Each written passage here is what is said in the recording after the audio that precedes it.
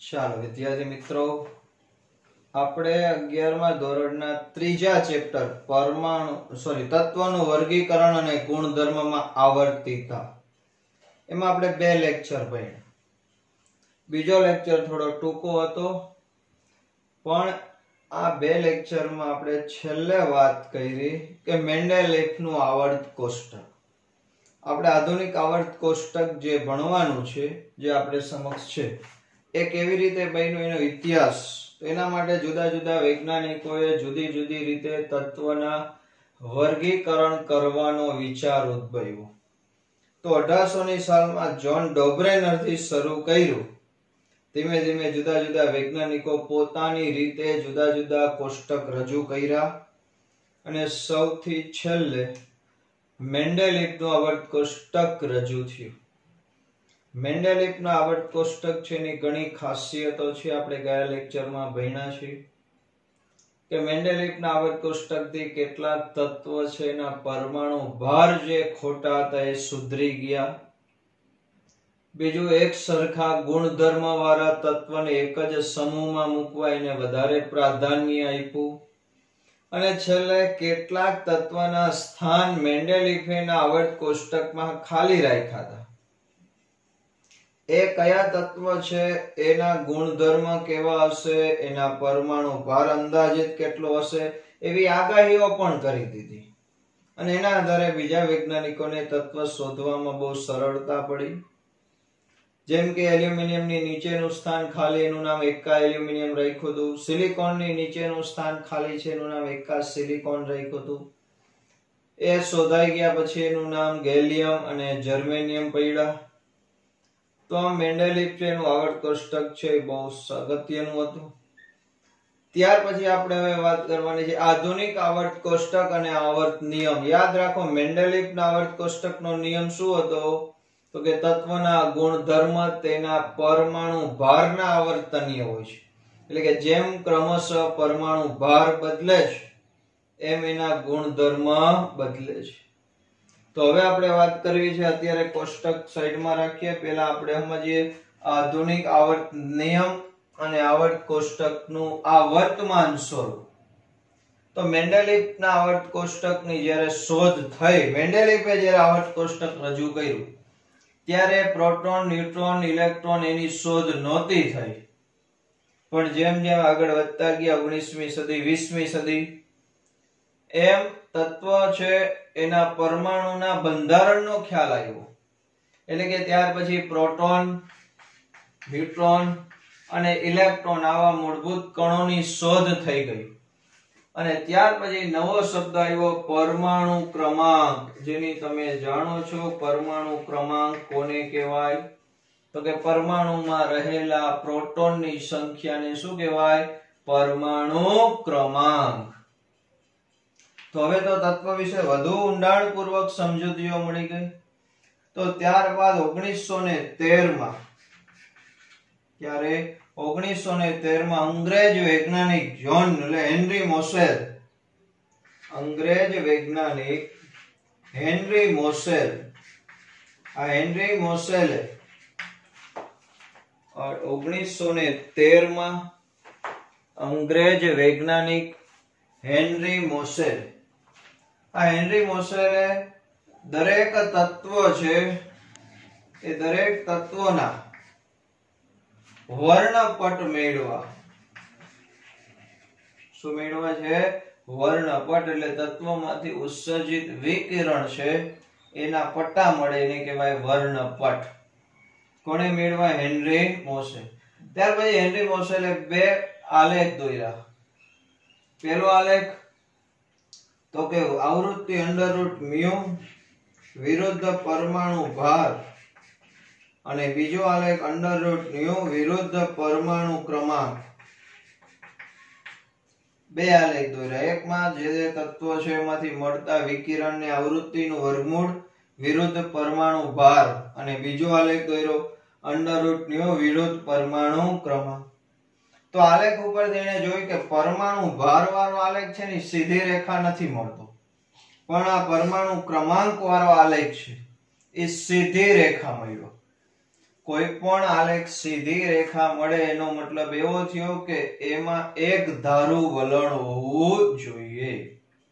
તો આના ઉપરથી હેનરી મોસેલે કીધું કે તત્વ માટે પરમાણુ ભાર કરતા પરમાણુ ક્રમાંક વધુ પાયાનો ગુણધર્મ છે. આવું કોણે કીધું?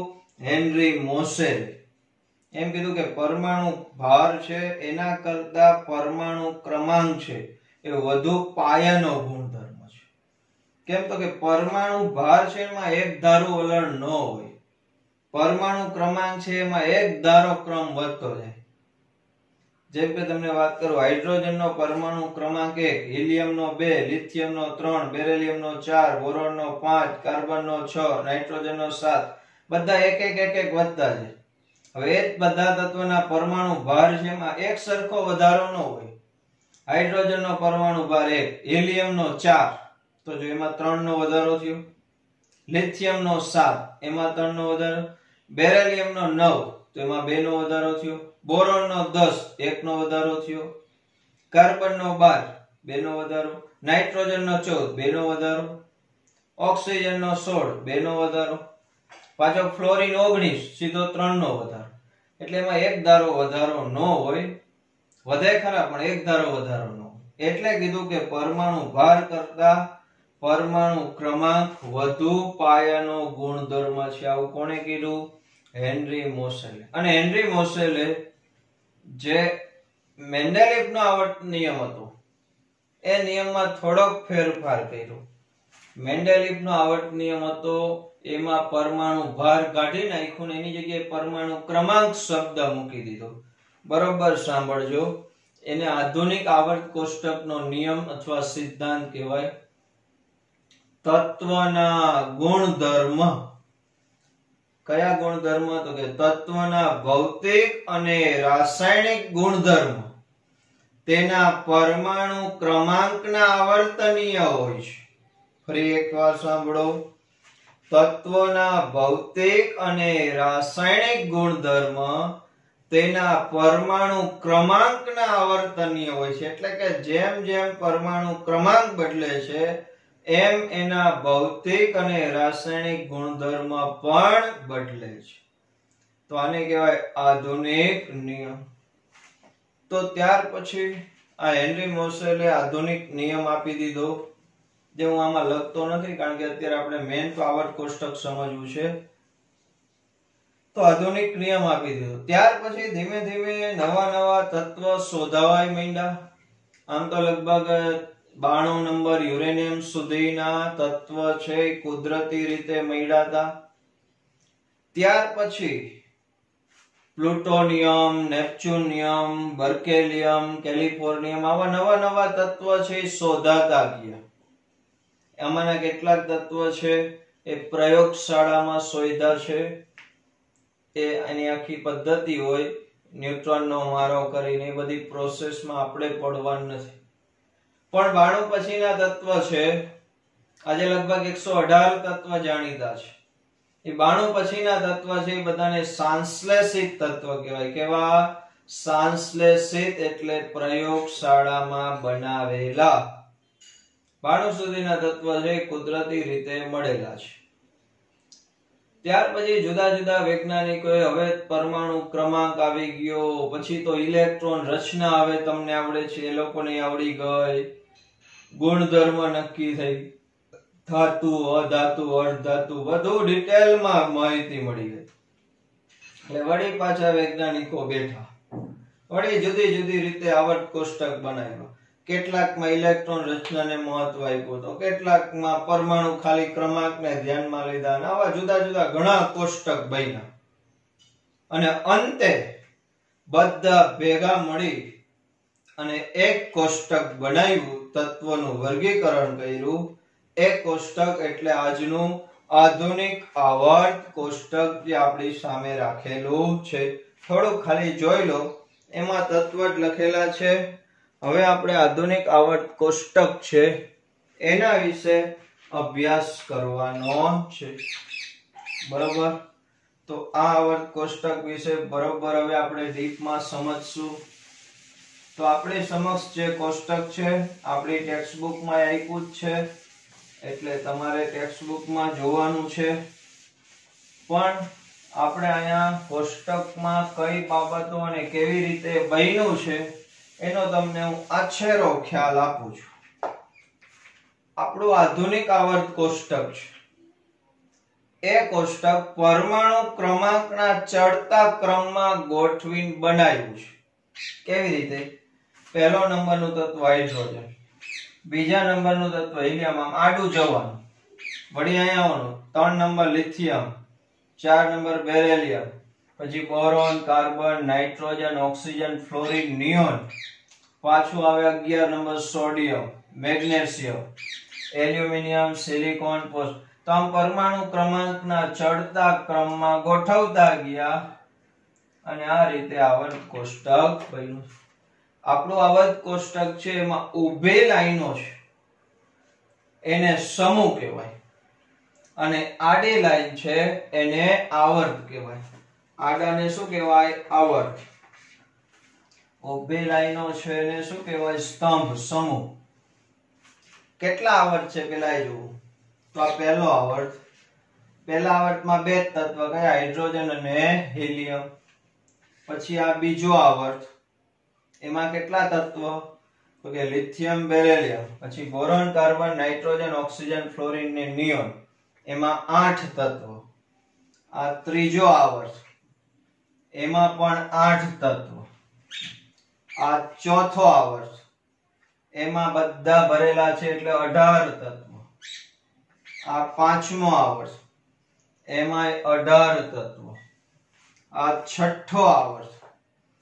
છઠ્ઠા આવર્તમાં કેટલા તત્વ? તો કે આમ 18 દેખાય, પણ સમજો બરોબર, આ લેન્થેન આમ 57 નંબરનું તત્વ છે. ત્યાર પછી આ હાફ નિયમ આવે છે HF, એ હાફ નિયમ 72 નંબરનું છે. તો 58 નંબરનું તત્વ સીરિયમ છે અને આ 71 નંબરનું તત્વ લ્યુટેશિયમ છે. એ અહીંથી કાપીને અહીંયા લાઈન મૂકી છે એટલે આ લાઈન ખરેખર કહેવાય છઠ્ઠા આવર્તની છે. તો છઠ્ઠા આવર્તમાં કેટલા તત્વ થશે?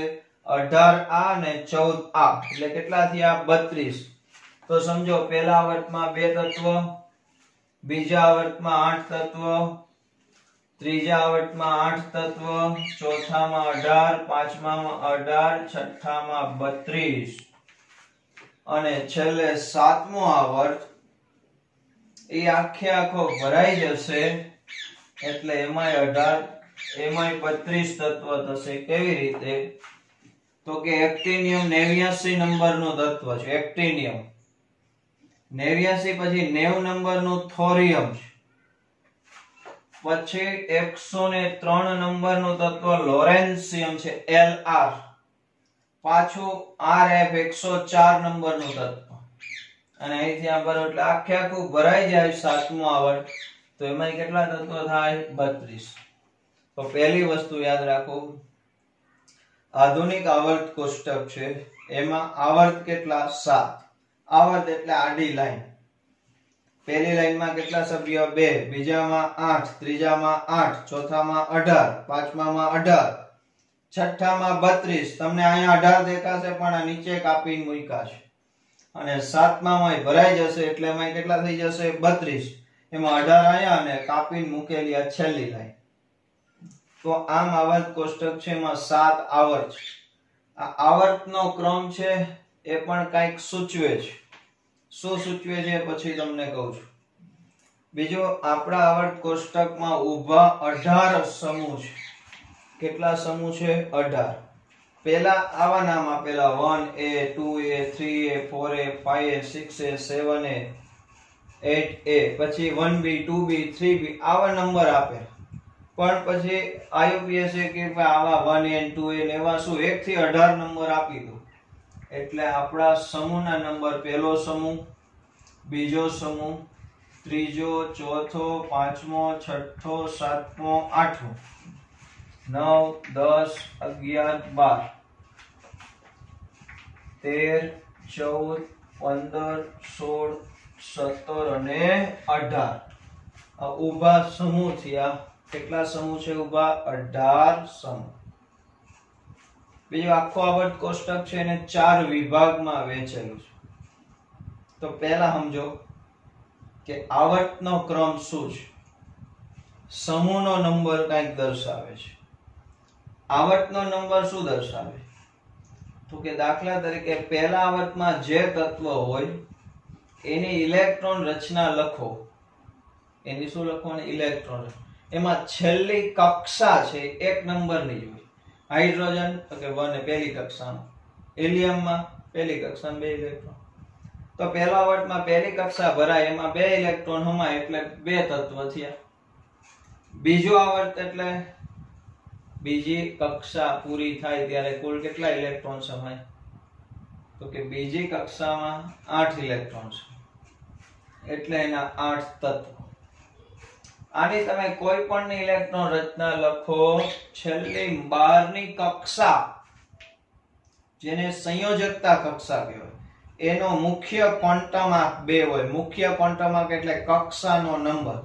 દાખલા તરીકે કાર્બન ઇલેક્ટ્રોન રચના લખો, હિલિયમ કમ્પ્લીટ 2s2 2p4. આ કાર્બન ની તો જો છેલ્લી કક્ષક કઈ 2p, એનો મુખ્ય ક્વોન્ટમ કયો? 2 એટલે બીજા આવર્તનું છે. તો ત્રીજા આવર્તના તત્વની છેલ્લે ઇલેક્ટ્રોન છે એ ત્રીજી કક્ષામાં હશે. ચોથા આવર્તમાં કોઈ પણ તત્વ લઈ લો, દાખલા તરીકે પોટેશિયમ ની ઇલેક્ટ્રોન રચના લખો તો આર્ગોન કમ્પ્લીટ 4s1. જોયું? 12ની કક્ષા 4 નંબરની થઈ જેને સંયોજકતા એટલે આવર્તનો નંબર છે શું દર્શાવશે? તો કે તત્વની સંયોજકતા કક્ષાનો નંબર દર્શાવે. શું દર્શાવે? સંયોજકતા કક્ષાનો નંબર. સમજાણું? આ બધું આપણે ડિટેલમાં આવવાનું છે. આ તો ખાલી અત્યારે આછેરો ખ્યાલ આપું છું. તો આવર્ત એટલે 12ની કક્ષાનો ક્રમ દર્શાવે.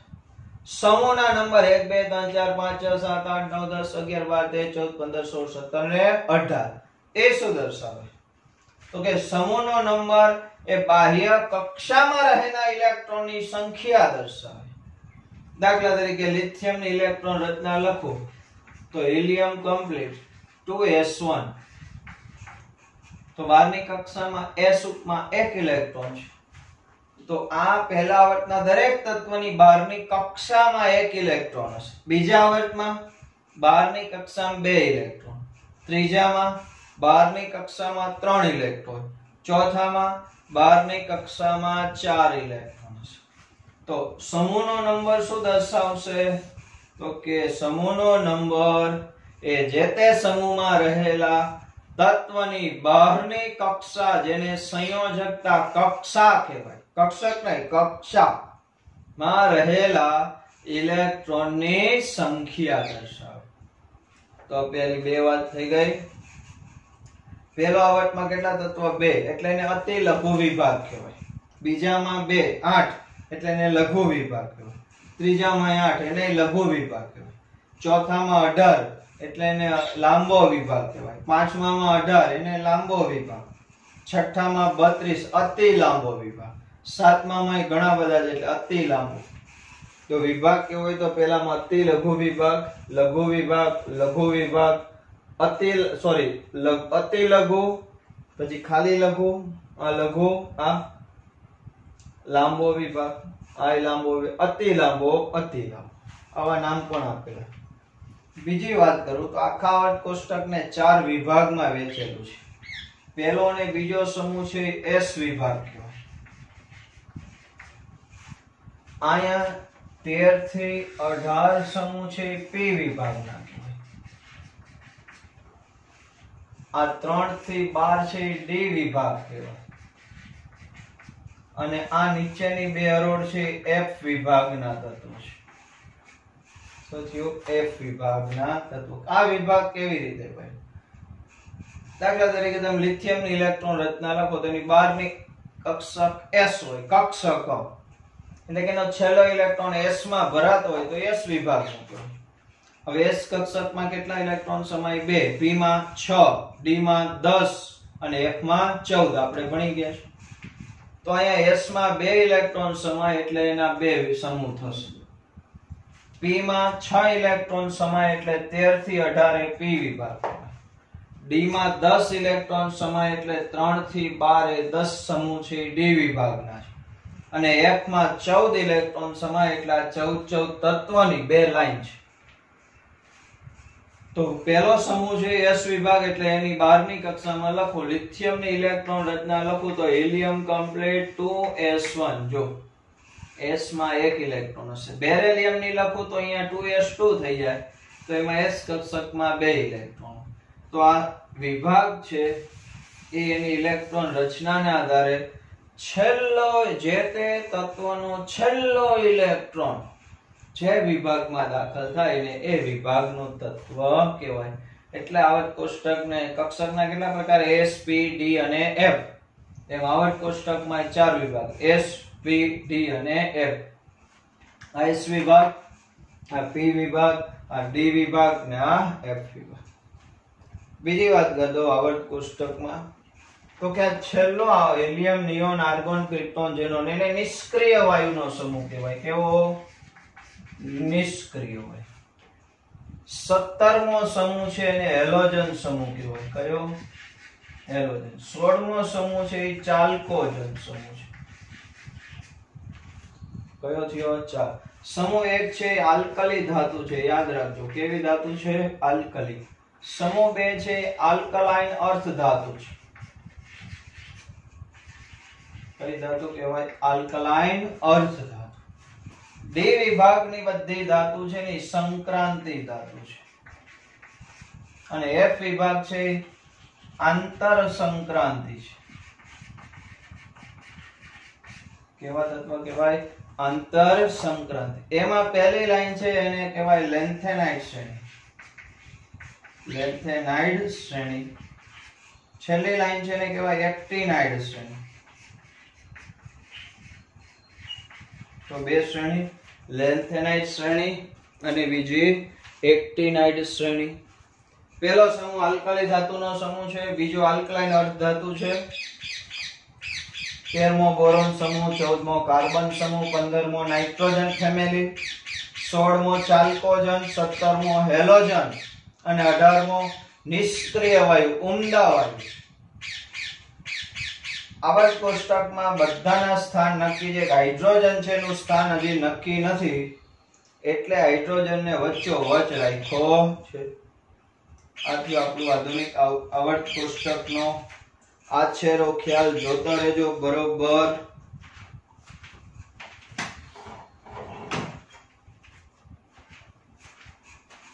ચલો એકવાર આખા આવર્ત કોષ્ટકના તત્વ છે એના નામ આપણને આવડવા જોઈએ. જો એકારે નો આવડી જાય, ધીમે ધીમે આવડશે. પહેલો આવર્ત lithium, sodium, potassium, rubidium, caesium, francium. આને આપણે યાદ રાખવા માટે શોર્ટકટ સૂત્ર છે લીસો. પોટેશિયમ રૂબીને લઈ સ્વિટ્ઝરલેન્ડ ફરવા ગયો. લીસો પોટેશિયમ રૂબીને લઈ સ્વિટ્ઝરલેન્ડ ફરવા ગયો. એટલે lithium, sodium, potassium, rubidium, caesium, francium. બીજો સમૂહ તત્વના નામ બોલી દો. Beryllium, magnesium, calcium, strontium, barium અને રેડિયમ. ફરી એકવાર beryllium, magnesium, calcium, strontium, barium, radium. તો બેટા માંગે કામણગારી, છોકરી બાપ રોવે. ફરી એકવાર બેટા માંગે કામણગારી, છોકરી બાપ રોવે. એટલે થઈ ગયા બેટા માંગે એટલે બેરિલિયમ, મેગ્નેશિયમ, કામણગારી એટલે કેલ્શિયમ, છોકરી એટલે સ્ટ્રોન્શિયમ, બાપ એટલે બેરિયમ, રોવે એટલે રેડિયમ. 13મો સમૂહ બોર, આલુ, ગાજર, ઇન્થેલી. Boron, aluminium, gallium, indium, thallium. આ શોર્ટકટ સૂત્ર છે, એ બધા આપણે રૂબરૂ મળશું ત્યારે લખાવીશ. અત્યારે યાદ રહે તો રાખો. બોર, આલુ, ગાજર, ઇન્થેલી. 13મો સમૂહ boron, aluminium, gallium, indium, thallium. 14મો સમૂહ કહો સીતાજી સુનો પ્રભુ. કહો સીતાજી સુનો પ્રભુ. કાર્બન, સિલિકોન, જર્મેનિયમ, ટીન અને લેડ. ક એટલે કાર્બન, કહો એટલે કાર્બન, સીતાજી એટલે સીતા એટલે સિલિકોન, જી એટલે જર્મની, સુનો એસએન એટલે ટીન, પ્રભુ એટલે પીબી લેડ. 15મો સમૂહ નગર पे आए Sai Baba. Nitrogen, phosphorus, arsenic, antimony, bismuth. नगर पे आए साईं बाबा, नगर पे आए Sai Baba. Nitrogen, phosphorus, arsenic, antimony, bismuth. 16मो समूह ओ सुस्मिता सेन तेरो कोष. ओ એટલે ઓક્સિજન, ओ सुस्मिता એટલે સલ્ફર, સેલેનિયમ. ओ सुस्मिता सेन, सेन એટલે સેલેનિયમ, તેરો એટલે ટેલ્યુરિયમ, કોષ એટલે પોલોનિયમ. ત્યાર પછી ફર કલ બહાર आई आंटी. हर कल बाहर आई aunty. Fluorine, chlorine, bromine, iodine, astatine. શું નામ છે? એટી એટલે એસ્ટે. અને છેલ્લો તો બધાને આવડે, helium, neon, argon, krypton, xenon, radon. તો આ જે 18 છે. તો એ 13 થી 18 આપણે અત્યારે પહેલો બીજો અને આ ખાસ પી વિભાગ યાદ રાખવાનો.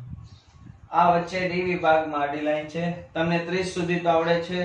આ પહેલી સંક્રાંતિ શ્રેણી છે સ્કેન્ડિયમ થી ઝિંક. સ્કે, ટી, રે, ક્રો, મને, ફે, કો, ની, કુ, જી. એ તો બધાને આવડે છે 30 લગી. આ ઇટ્રિયમ, આ આડી લાઈન બીજી અહીંથી આટલી યાદ રાખવી તો એ જરા નબીને મોકલ, ઓલો ટકો રૂપાળી રોહનને પકડીને ચાંદીનો કડલો પહેરાવે છે. ફરી એકવાર, એ જરા નબીને મોકલ, ઓલો ટકો રૂપાળી રોહનને પકડીને ચાંદીનો કડલો પહેરાવે છે.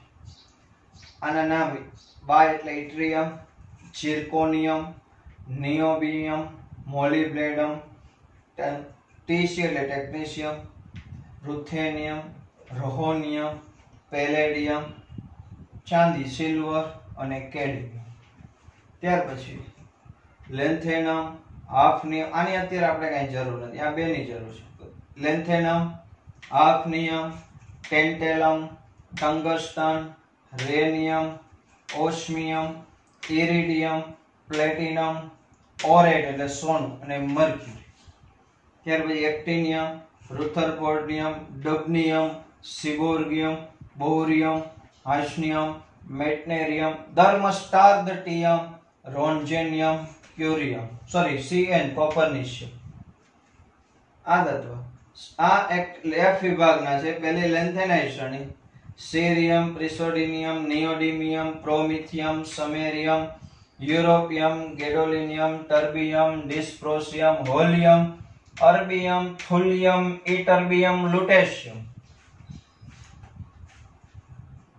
છેલ્લી શ્રેણી થોરિયમ, પ્રોટોએક્ટિનિયમ, યુરેનિયમ, નેપ્ચ્યુનિયમ, પ્લુટોનિયમ, અમેરિશિયમ, ક્યુરિયમ, બર્કેલિયમ, કેલિફોર્નિયમ, આઇન્સ્ટાઇનિયમ, ફર્મિયમ, મેન્ડેલેવિયમ, નોબેલિયમ ને લોરેન્સિયમ.